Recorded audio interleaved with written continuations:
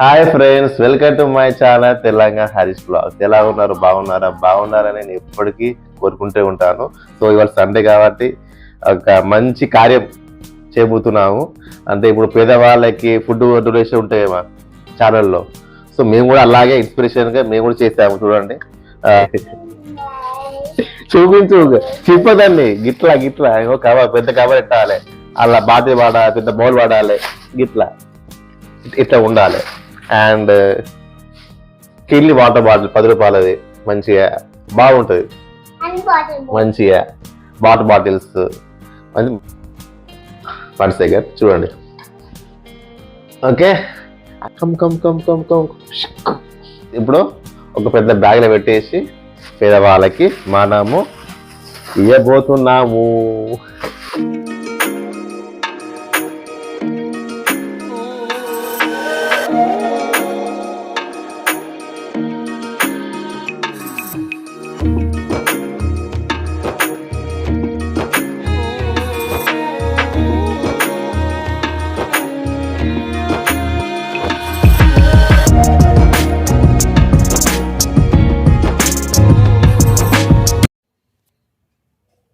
అన్నదానం అనేది 2 పదాలతో రూపొందించబడింది.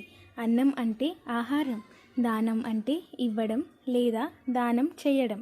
అన్నదానాన్ని వివిధ రకాల దానంలో మహాదానం అంటారు.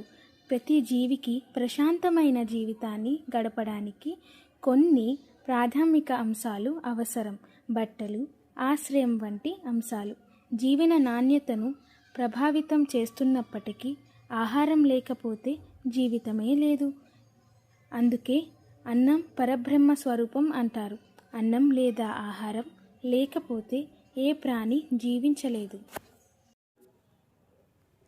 భూదానం, గోదానం, అర్ధదానం ఇవన్నీ కూడా దాన ధర్మాల కోవకే చెందుతాయి. ఇవి చెయ్యాలంటే ఒక రకమైన ధనవంతులు లేదా సంపన్నులు మాత్రమే భరించగలిగే దాన రూపాలు. అన్నదానం అనేది నిత్య అవసరములతో బ్రతికే సామాన్యుడు కూడా అన్నదానం చేయడానికి అవకాశం ఉంది.